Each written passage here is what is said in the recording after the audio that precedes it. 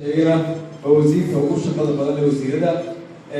أنت وقتي هل كانوا نقول قاعدين واحد كمان إنسان أهميته وسيء عدد قليل شديد جامعة تبع عدد تعدي لبا والله ريال ويكون هالعلم وزير أرديد أنا وحي لنا سيدا قرار وشيء أنا حريم والله هذا واحد بدل بلغ شيء كي عندما نبي بدل إن فرق بدل ويجي اللي كبارنا يوجد اللي كدوني أنت بقى وهو شيء waxay u baahannahay marka inaad aqoonta aad barateen aad kaga duwanaataan halkaad shalay taagneed inaad maanta taagnaadin ninka wayaaya ayaa waxa uu yidhi laysa alyatiimu qad maata waaliduhu inama alyatiimu yatiimu alcilmi waladabi qofku maaha agoonku u leeyahay qofku hooyadii aabihii waayo laakiin agoonku waxa weeye qofka aqoontii iyo cilmigii aan waxba ka xigin kaasaa agoon u leeyahay marka waxaynu u baahannahay qofku hadduu hantida guurtada ee aqoonta haysto inuu ka faa'iideysto ilaahay isku xiro kuna samro maalin maalmaha ka midna uu heli doono dhinac kale haddii aan ka eego oon ka yar baydho badan baa laga hadlay waxa la inaga doonaya waajibaadka anigu waxaan leedahay rasuulku wuxuu calayhi salaatu wasalaam iyadoo la wada yahay dad la wada caafimaad qabo oo jaamacad iyo waxbarashadii la dhameeyay yaa macshara shabaab man istitaaca minkum albaa'ata falyatazawaj innahu aqaddu lilbasar وأحسن من الفرج فمن لم يستطيع فعليه بالصوم. وكلمة نجوا ذا بوديوي أنا أقول سنة لا هرجع دوما. كرسول عليه الصلاة والسلام تراكم التكاثر بين الإنفاق والإثم الأمم يوم القيامة والقضية رسول كفدية الساعة ومالها ربع بعد القيامة. وحكمك هو أن أي حد حاله ولي لم يجيني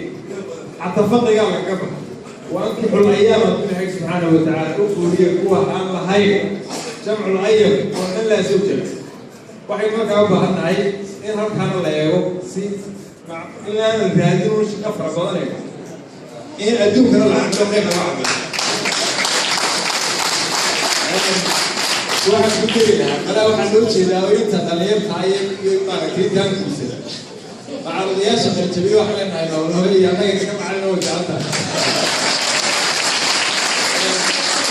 waxaan ku dari lahaa waxa weeye nabadgelyada anigu ciidanka nabadgelyada ka shaqeynaya waa difaaci waayo waxaan ogahay waxay ka shaqeeyaan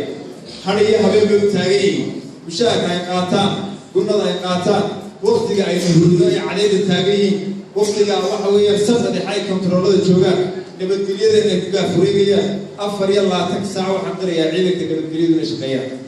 oo waliba inta dadaalkooda in ka badan ay ummadooda iyo qarankoodoo shaqeeyaan iyadoo waxay qaataan aanay ku filayn waxaan odhan lahaa markaa ciidan taakulayn inuu inooga baahan yahay halkuu joogo inaynu wax ku siino inooga baahan yahay inaynu cadowgeyna soo geliya u tilmaano inuu inooga baahan yahay taariikhda marka la soo qaado habeen iyo maalinba dadkayna dhaafaya kuwayna baxaya iyo kuwa soo gelaya labada way ka shaqeeyaan markaa ciidanka nabadgelyadana waan ammaanayaa waxaan kusoo gabagabeynayaa maanta halka aynu joogno waxaad ka garanaysaa haddii la doonayo ummadu inay horumarto waxaa la tayeeyaa waxay ummaduhu wada leeyihiin sida danta guud ee maanta horugan aynu ku jirno oo kale iyo wixii ay dowladda qabatay iyo yacni hadday tahay dhaqanka hadday tahay tuulo miy beeraha wixii la wada leeyahay in la tayeeyo oo laga wada shaqeeyaa muhiima qabyaaladana in la dhaafo oo abtirsiintiina keliya iyo waxa aad sheeganaysaan haddaad ardayda tihiin iyo cid kastoy tahayba inay reegabila noqoto waxaa idin mideeyay inuu gebil yahay oo aynaan hoos u dhaadhicin intaasaan ugu dadaarmi lahaa wasalaamu calaykum